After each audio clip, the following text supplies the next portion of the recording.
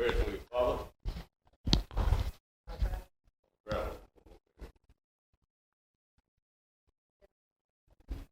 I know. I don't like it, but you say you do. Okay, well, you fly around the world for me. Good morning. It's good to see everybody here this morning. Glad everybody's with us. I know we'll probably have some folks that are on their way, but we're going to go ahead and get started. Before we start, we're going to have a word of prayer, but is there anything that we need to remember? Ms. Pat said to ask us to remember her as she travels this upcoming week. She'll be back on Monday, but she's going to be leaving tomorrow? Friday, I'm sorry. She'll be leaving on Friday, and she'll be back the following Monday. So, quick trip, but still prayers for safe travel. Is there anybody else that we need to remember specifically from that we don't have already?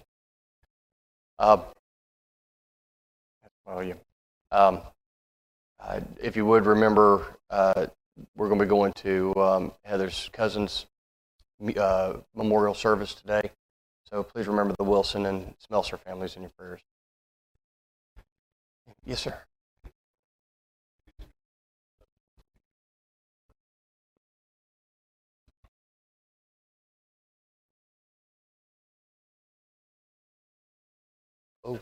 Oh, okay.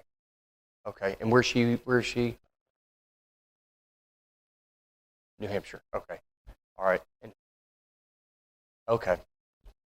In case you didn't hear, Dan was saying a friend of theirs that in New Hampshire, a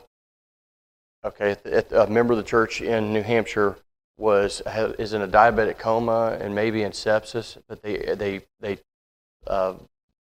flew her to Maine for treatment. Okay, so and her name, just give me Marie. Okay, Marie. We'll get more information. We'll put that in the bulletin. So if you would remember Marie and everybody that's working with her, hopefully they can get that situation taken care of and stabilized. So please remember that family and her in your prayers. Anyone else in particular? Okay. All right. Well, let's go ahead and have a word of prayer, and then we'll begin our class. Our Father in heaven, we're thankful for the day and all of our blessings. We ask, Lord, that you bless us through our study. Bless us in the worship to follow. We ask, Lord, that you bless those that we've mentioned this morning. We especially ask that you be with Marie as she is being treated in Maine. We pray that you're with the doctors and the nurses that are working with her, that she can regain her health, Lord, if it be your will. Bless her and her church family at this time. We ask, Lord, that you bless Miss Pat as she travels and goes to Texas on Friday. Bless her as she travels. Help her to have a good trip and then a safe return back to us again. We ask, Lord, that you bless the family of Dawn Wilson and her passing this last week. We pray, Lord, your blessings on her family and her church family as well.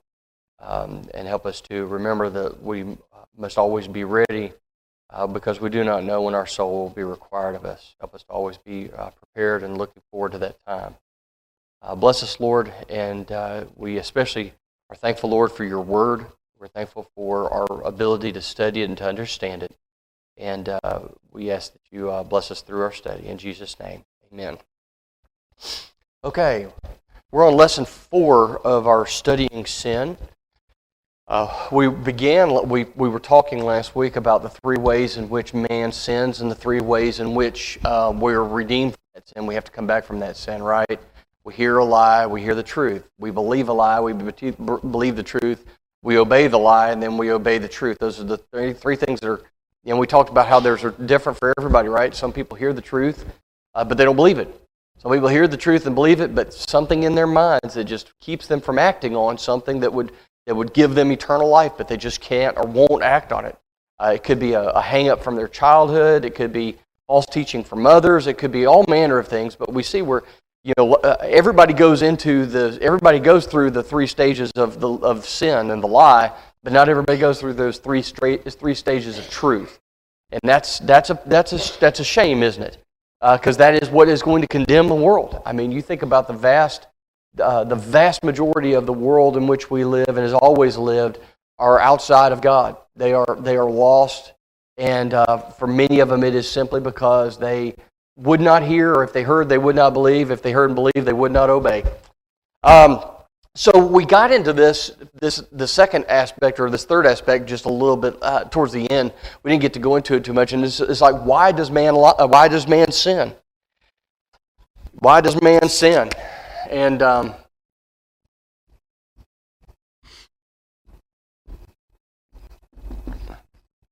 talked about several different reasons. Sometimes men sin; they don't want to disobey God, but they don't know what constitutes disobedience to God. How many people do you know have said, well, I think as long as I live a pretty good life, God and I, we're okay. It's incredible to me how many people have told me, God and I have an understanding. So you do, huh? Can you make me privy to this? Maybe he and I can have an understanding that you have. But what that does is that enables them to do what they want to do without consequence in their minds. I'm not saying in reality, but in their minds, that allows them to live however they want to, do whatever they want to, say what they want to say, go where they want to go. And because he or she and God have an understanding, they're okay with one another. Well, we know that's not the truth. God's understanding is the same as everybody else's. Okay, but part of it is that he and I are special. I believe that one of the biggest reasons that men sin is because we simply we want freedom from authority. We want freedom from authority. We don't want to submit ourselves. Pride, maybe? Could that be a portion of it?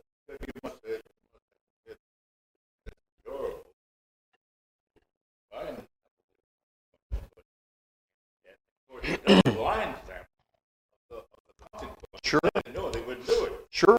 Those who want the limelight, anything like that, this is enjoyable for a while. But then you look at them, look what happens later on. Yeah.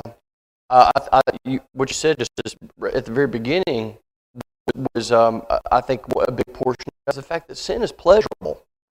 If it weren't pleasurable, there wouldn't be much to it. Why would we indulge in something that wasn't pleasurable to us in some way, shape, or form?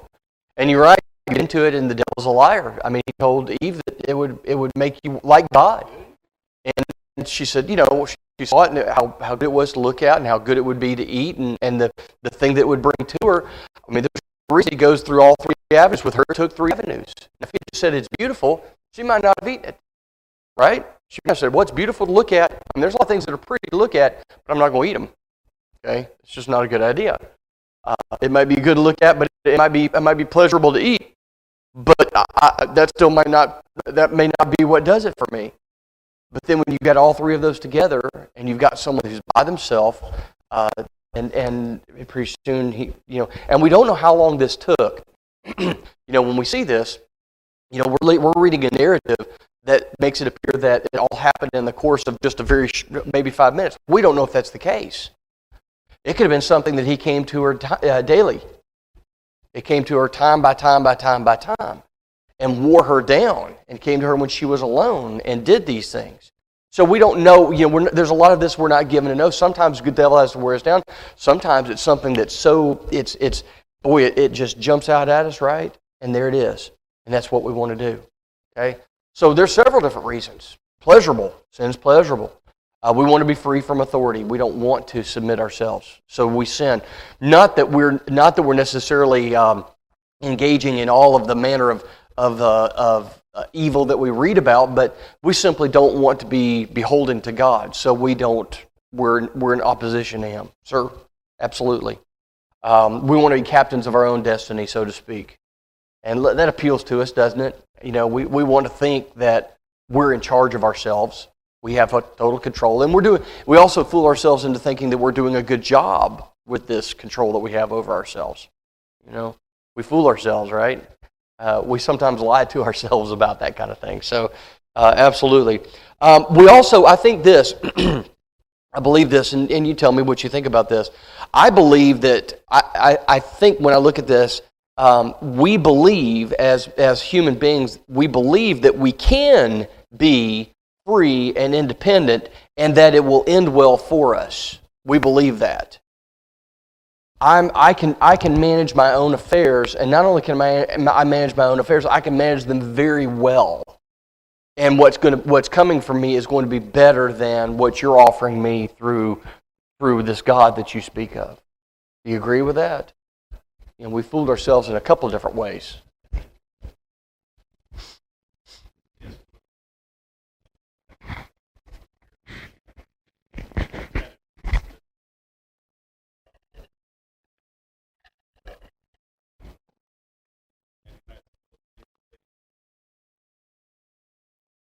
Certainly, yeah. I think even as human beings, we can acknowledge that something or someone is going to be in control of us. And for us as prideful individuals, it's going to be us, right? We reject any other form of authority. It's simply going to be us. And because of that, it is. Pride is at the heart of almost all sin, isn't it, to a certain extent? Greed or pride is really at the heart of a great many sins against God. Right?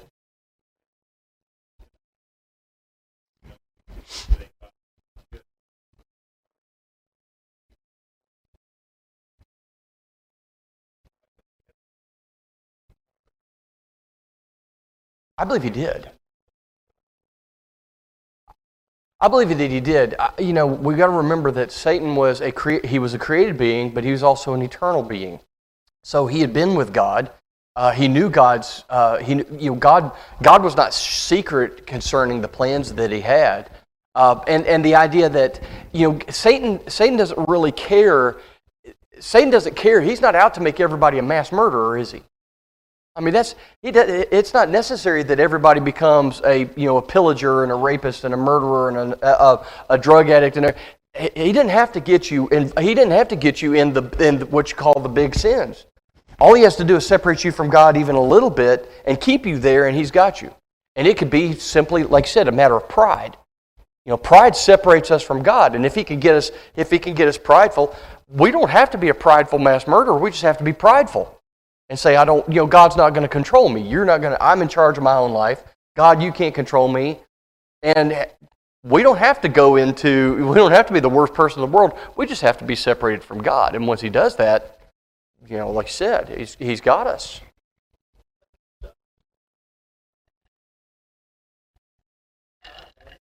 Uh-huh.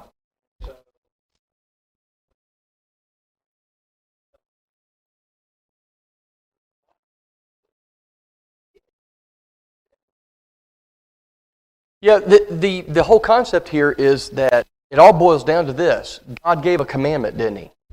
That was it. That was all it was. Nothing had to be added to that commandment. The simple commandment was this, and it didn't matter what the commandment was. He could have made a commandment, you shall not stand on this piece of ground. This piece of ground is holy. You're not supposed to stand on this circle in the dirt. That's the command. That's the law. And that was really all the law that we found, right? I mean, we don't see of any other rules or commandments in regards to the garden. The only one we find is thou shalt not eat of that tree. That's it. So all he had to do was get them to disobey that commandment. That's all. And so what did he do? He went after them to get them to disobey that commandment. He didn't say, hey, you can't not eat of that tree and kill your wife. Like, no, I'm not after him to get him to do that. All I gotta do is get him to disobey that one commandment that they have. And if I can do that, I can separate them from the one that's taking care of them. And truthfully, I believe that Satan is after a little bit more than that. I think he wants us, I don't think he simply wants us separated from God, but he's okay with that. If he could just get us separated from God, I think he wants to get us separated from God, and then I believe he wants us to get us to do his work for him. Because you see, he's got a disciple at that point. He's got a child at that point. Instead of God being our father, now Satan is our father. So what are we going to do? We're going to do it, we're going to become a disciple for Satan. And what will we do? Well, I'm not out to get somebody again. I'm not out to get somebody to be a mass murderer. I'm simply out to get them to separate themselves from God, even if for a little bit. Because if I can get them away and I can keep them away, then I've got them. So there's a great deal pent up in it, but Satan's content with just simply putting some doubt into our minds. That's it. If that's all it takes, that's all it takes. I'll cause you to doubt. And that's, unfortunately, he's gotten a lot of people simply by doing that. As we said, if we're wanting to determine our own course, so to speak, what does he do? He tells us that's a good idea. You're perfectly capable of handling your own life. You're perfectly capable of living your own life, making your own decisions. So he fools us in something like that. And listen, I believe that he can do things. I believe that he can, there are things that can happen, and we're blessed. Well, we think we are. We're physically blessed when we're away from God, for example. And what do we start thinking to ourselves? That was me. I did that. I made that decision. I caused that to happen. Or that's what the Israelites did, right? God was blessing them. What did they start to convince themselves? It was those idols. It was that God that I prayed to, And there you go. All you do is create a little bit of doubt. Then all of a sudden he's got disciples. And he grabbed hold of them, didn't he? I mean, he didn't let go of them very easily.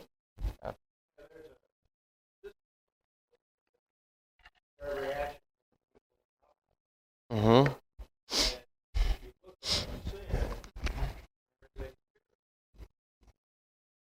Right. Okay.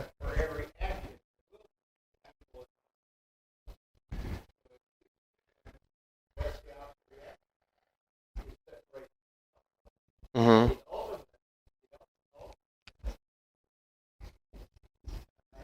Uh-huh.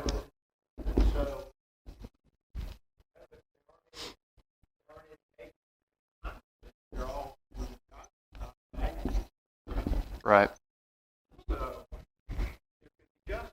Yeah.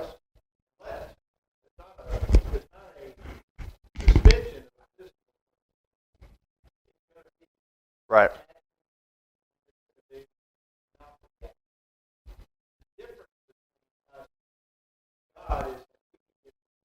Mm-hmm. Okay. Yeah. Okay.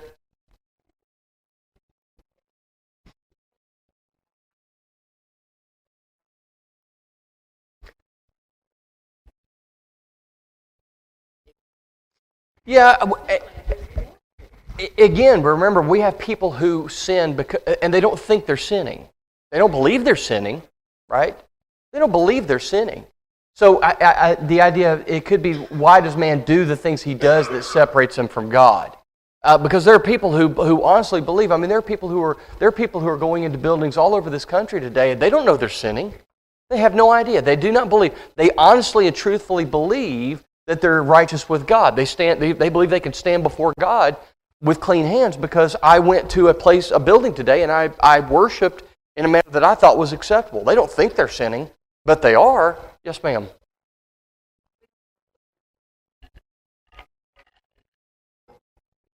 Right.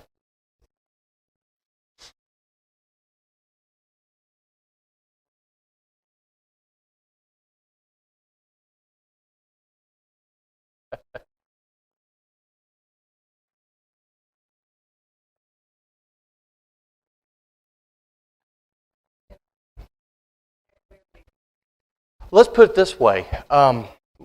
Where does sin first begin?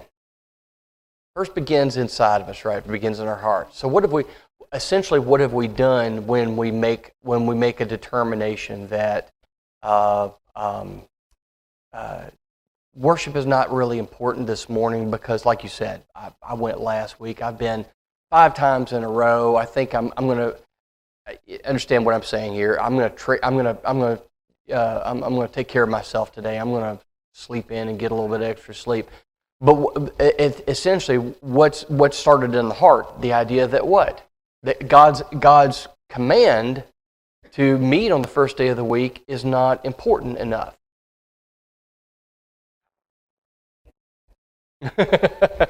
Well, again.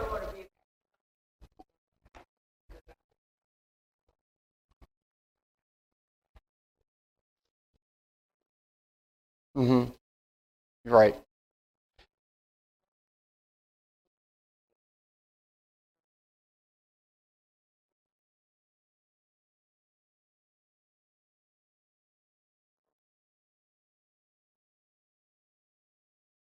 Well, here's the thing. Yeah. Yeah. Essentially, the Scripture, I think a lot of times what the Scripture is, forsake not the assembling of yourselves together, as is the manner of some. Okay, what you're looking at here in regards to forsaking the assembly, there's a difference between say committing a sin or committing a trespass against God, which it is a trespass against God. There's a difference between that and going into. There's a difference between an individual or an isolated sin, something that you do once, and a sinful lifestyle where you've sunk into it, where you've retreated from God. And that's the idea of forsaking the assembling of yourself is an ongoing decision. It's not simply I didn't go to church one time. Well, you're forsaking the assembly. Now, forsaking the assembly means, when you think about the idea of forsaking something, is that something you don't do once? Like, for example, I wake up one morning and I don't brush my teeth. Have I forsaken brushing my teeth? No. Have I not brushed them once? Yeah. Will I do that again? Probably not. Maybe I will. I don't know. But at the end of the day, there's a difference between doing something once, and I'm not taking anything away from it. It's not to be done, but there's a difference between that and simply saying, I don't feel the assembly is necessary for me anymore. But they're both problems, aren't they? And to simply disregard it because it only happened once that's a foolish attitude to get into. Yes, sir.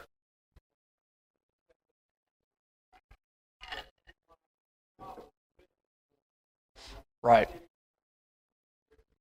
Certainly. And then it becomes a forsaking of the assembly. It's not important to me. It's not necessary for me. I can, how many times have you heard someone say, I can worship God just as easily, on the golf course, in the deer stand, out on the lake, wherever that person might want to go. I can worship Him when I'm hiking in the mountains, or where I can worship Him just as easily in my easy chair as anything else. And what happens is that one time can easily become two times. That's not always the case. Sometimes people do it. I missed church one time, and boy, I felt guilty, so to speak.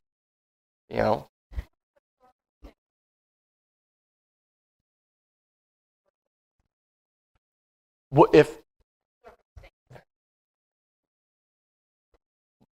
I mean, it depends on, is that circumstance, I bought tickets to something and I don't want to lose my money? Okay. Yeah. Remember, okay, I'm going to stop you. God is not a God. God does not, this is what we understand about God. God is not a God that takes attendance. That's not the point. God doesn't look through your life and say, He's not sitting there checking off an attendance. The whole point about the worship assembly is that it serves a purpose. And when we've determined that purpose no longer is necessary or needful, that's when we go into sin. There have been plenty of times where getting to service it's just not going to happen. Does God sit there? Is that sin for me? No, I don't believe that it is. Because my heart was not, I purposed that I'm not going to be in the assembly this morning. And that's the problem. That's where the issue comes. I purposed that I'm not going to do it. Not something happens. I mean, that's... Well...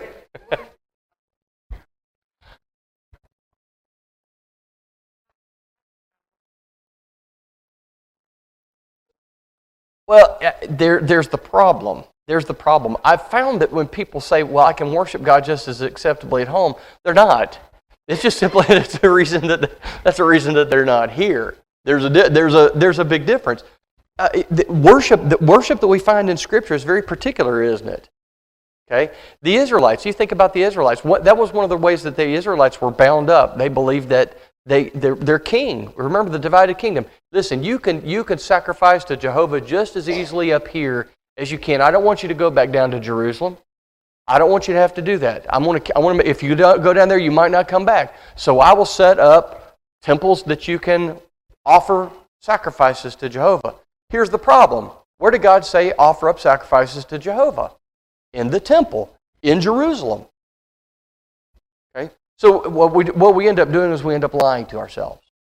We end up lying to ourselves and think that we can do something on our own as easily as God said to do it the way it's supposed to be done.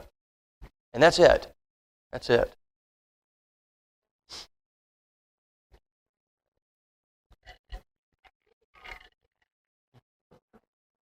No. Like I said, okay, all right. Let's put a pin in that. I'll get a sermon together for this one.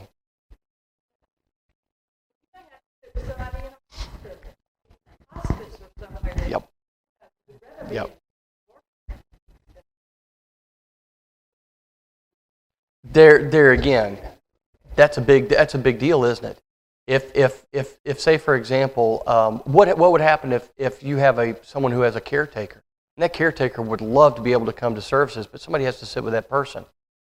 If you went and sat with that person so that caretaker could be in the assembly, are you in obedience or disobedience? You're in obedience. You're doing what you're supposed to be doing. That is what you're supposed to be doing. Now, if you say, if I go sit with this person, I never have to go to church again. There's where the problem comes in, remember, because it starts here. The determination is I'm going to be there unless something prohibits me from being here that's maybe beyond my control, or if I'm rendering service to someone. What if, listen, we could take this a long way, because remember what was at the heart of the law. The heart of the law was love the Lord thy God with all thy heart, soul, and mind, and then what? Love thy neighbor as thyself. If I'm on my way to services and I see some poor little old lady sitting on the side of the road with her car or the hood up or with a flat tire, and she's just sitting there, you know what I'm going to do? I'm going to stop and find out what's going on. What if it takes me 35, 45 minutes to get that tire changed?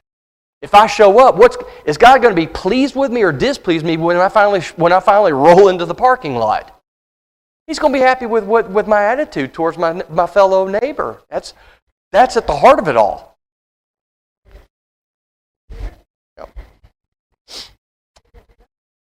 Yep, exactly. Here you go. Like I said, we're going to have to put a pin in that. I have to do a service on that. See, I've been asking for sermon ideas now. So here we go. John chapter 5 and verse 30. I'm going to turn to Luke 15 because Luke 15 is a long one. But John chapter 5 and verse 30. I can of myself do nothing. As I hear, I judge, and my judgment is righteous, because I do not seek my own will, but the will of the Father who sent me. Okay, so we talked about the idea, we believe that we can be free and independent, right? And that it's going to end well. The problem is, what do we do when we think that we can be free and independent? We're relying on our judgment. And the problem is, our judgment is not always the best, is it? I mean, ask Eve, after she ate that fruit, ask her at that point, well, was it worth it? What's her answer going to be? Man, she blew it, especially when the judgment was handed down. What do you mean we got to leave? Yeah, you have to leave here. You can't stay here anymore. This is a perfect place, and you're no longer perfect people. You have to leave. Now, I'm going to take care of you. I'm going to provide for you, but you're going to have to work hard for the rest of your life. You're going to scratch out a living in the dirt, and you're not going to be what you once were. You're not going to be like that anymore. Now you're going to be like the animals in that you're going to have a finite lifespan and you're going to die. Now, of course, their lifespan back then was significantly longer than it is today, but at the end of the day, before they would have been in that garden for how long? Millennia, who knows? We have no idea how long they would have been in there. But we don't see any example where Adam and Eve would have aged and died like the rest, like they did after this. They were denied access to that tree of life, that life-giving fruit that came from the garden. So you ask them that, was it worth relying on your own judgment? Because at the end of the day, the temptation was there, but Satan didn't cram that fruit down her throat, did he? She had to make a decision out of her own judgment whether to eat that fruit or not eat that fruit. It all came down to her, and it all came down to Adam. So their judgment cost them what? In their minds, everything. I mean, it did, but it didn't. Remember, God still loved them, and God still took care of them, but it cost them everything that was pleasurable, everything that was. They were allowed to take their ease. They had to work very little for what they had. They were free from disease. They were free from all of these things that were going on. So it cost them a great deal. It cost them a great deal.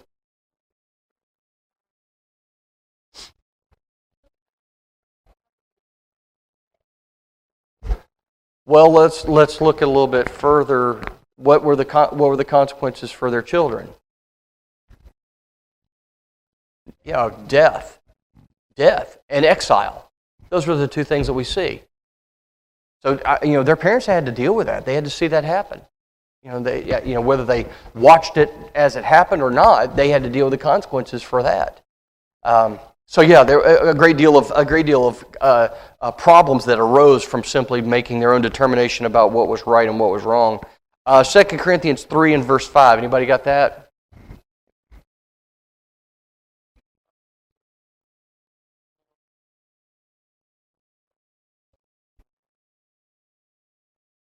Okay. Again, what happens when we make the decisions for ourselves? It usually doesn't turn out well. But when we allow God's sufficiency to carry us, when we allow God to have control over our lives, are we better off or worse off?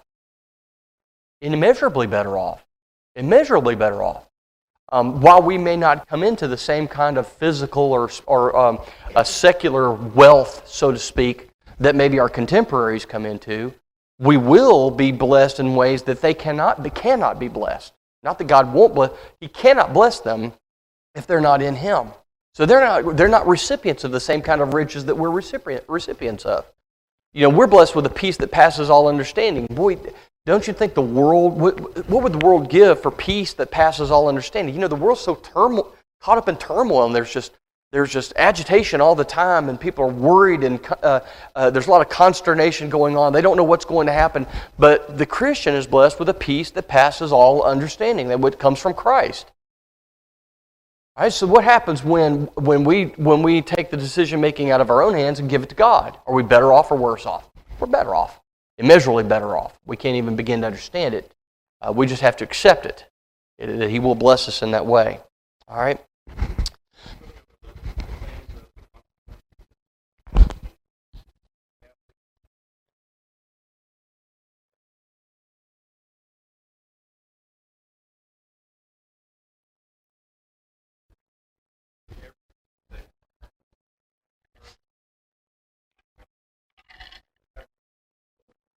Yeah. Yeah.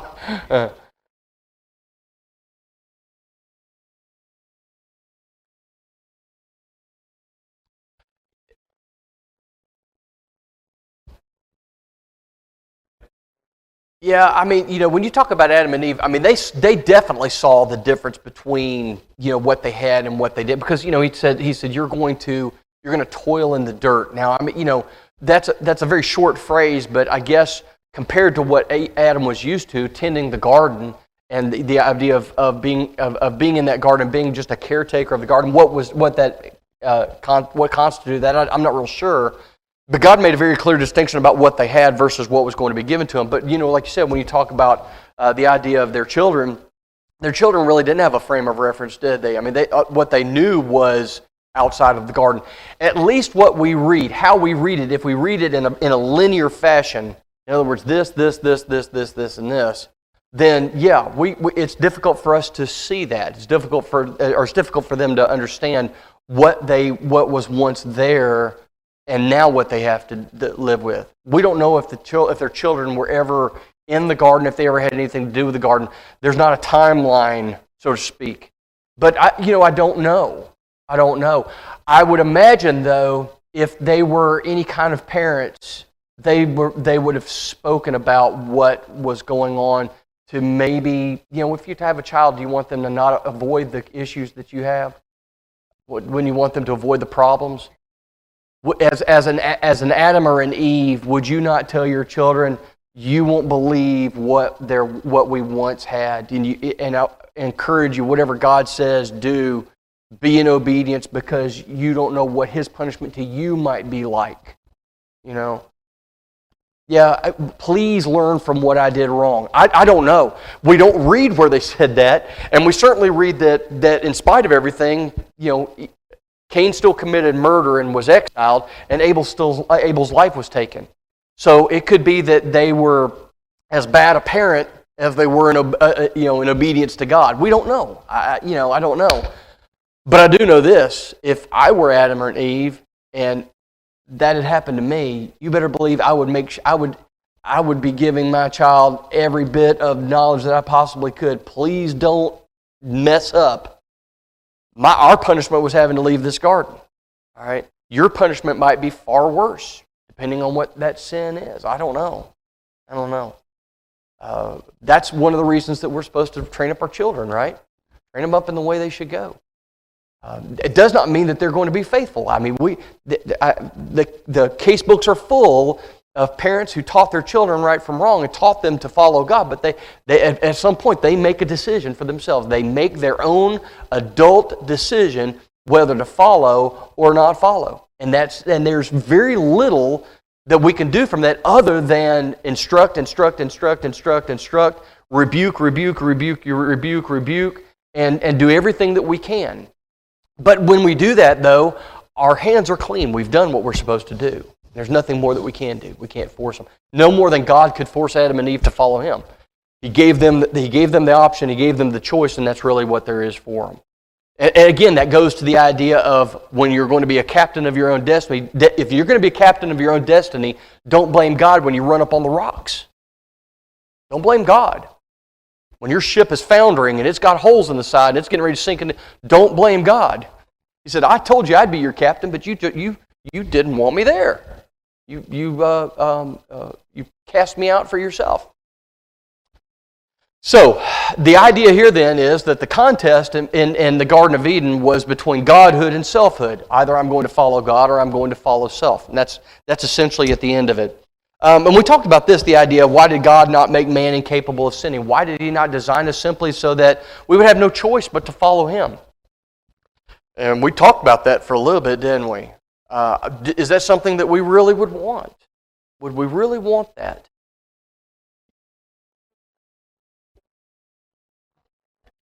Well, it's not. There would be very little in the way of worship. We would simply be following. It would be no better than an animal migrating, right? Why do animals migrate? They don't wake up one day and say, "Florida sounds nice. I think I'll head south." No. They wake up one day and this little, whatever it is, in this little tiny little pea brain they've got, there's a little section that says, "Start flying." All right, nope, turn a little bit. All right, now, go straight. That's essentially the end of it. They get there and they live a portion of their life there, and then, again, that little portion, that little thing in their brain says, all right, start flying, head north. All right, to the right, now, go straight. That's all it is to them. And see, if God created us like the animals, would our worship be really nothing more than, all right, get up, go to this place, sit down. It would be nothing, there's no glory given to the Maker in that. There's no glory given to the Maker when the animals do what they do, is it? Not really. They're just acting according to nature. They've been designed that way. So aren't we glad, though, that God did not design us to just simply follow and be a slave to the nature? I am. And again, is God blessed when we come together here and worship and study? Yeah, He is. Would He be if we were doing that simply because of the little thing in the back of our brains? No, we would just simply be acting according to our nature. And see, this kind of goes into the other thing. If we acted according to our nature the way we're designed, if we acted according to our nature, what would we be? We'd be sinners. That's our nature. That's what we are. It's instinctive to do what we want to do. And we have to decide to follow God. It just doesn't fall in. We have to decide. We have to look to His Word, see what He wants. We have to follow it according to what He wants. We have to change our behavior to act according to what He wants. So in that He designed us, we are actually acting separate from our nature when we worship Him. When we're in obedience to Him, we're acting in opposition to our nature. Paul talks about that, right? My body wants to do this, but I know that that's not right. So I have to do what? I have to fight myself. I have to fight my nature. My nature said, and you wonder, what tempted Paul? Something did. So Satan was trying to get him with something. I'm always curious, what would Paul have been tempted with? Pride? I mean, think about it. He's an apostle, a mighty speaker. He was well known in the Jewish community, and then he comes to Christ, and here he is. It would have been very easy for maybe him to be caught up in pride, and that would have been the sin that Satan was trying to get him with. I don't know. I'm speculating here, but or look what you could be if you would just do this. Think about the power you would wield if you would merely do this. These people will do anything you tell them to. Why don't you? Maybe that's what he was trying to get him with.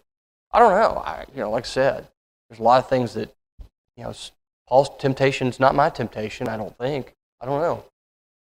But anyway, we know that he was a man. He was tempted like we are. So Paul received that as well. But he decided that instead of himself making his decisions and allowing himself to determine his own destiny, God was going to be in charge of that. Right? God was going to be in charge of his life. And again, that idea of Paul was a free moral agent, and he could do as he chose to do. All right. Ask yourself this question. When we talk about why did God make us free moral agents, why did He give us free moral agency? Ask yourself this: why did God constitute when He designed the world, when He created the world? Why did God constitute water so that it has the possibility of drowning someone? Why did He make water so that it could possibly drown someone? If we're asking why did God make us free moral agents, why did God make water so that it has the possibility of drowning someone? Because if it were designed in any other way, it would cease to be water, wouldn't it? It wouldn't be water anymore. So He had to make it, even though it has the possibility of killing us. We can drown in it, right? It can cause major damage. It can kill us, right? So, why did God not interfere? Because if He were to interfere, He would of necessity, if He were a consistent God, He would have to interfere in every other instance throughout mankind's history. Why didn't He manifest Himself and put His hand between Eve and the serpent and just keep her from being tempted? Well, if He was going to be consistent, He would have to do that every single time mankind is ever tempted. But here's the thing: doesn't He do that? Doesn't He do that? He said, with every temptation, I'm going to give you a way of escaping that temptation. So even now, when we are tempted, He puts Himself in between us. But what do we do oftentimes? We push Him to the side. Excuse me, you're in my way. That looks good. Get out of my way. That's really what we do as Christians. When we sin, we push God out of the way and we head towards that sin. And how many times does He interpose Himself in between us and that thing that we're tempted by? All the time. And we continue to, excuse me. We'll walk around and we'll go over and we'll do anything that we possibly can in order to engage in that temptation. All right. Well, as far as my notes are concerned, we got absolutely nowhere, but that's good. That's all right. I want the discussion, so that's a good thing, okay? That means we're hitting the subjects and we're wearing it out. All right. Next week we'll talk about a little bit further. We'll talk about the idea of the results of the fall and the far-reaching results of the fall. And don't let anybody confuse you. I don't think anybody here would be confused, but a lot of people say, "Well, this is original sin and it's imputed to mankind today." Absolutely not. That's Calvinism, pure and simple, and it's not there.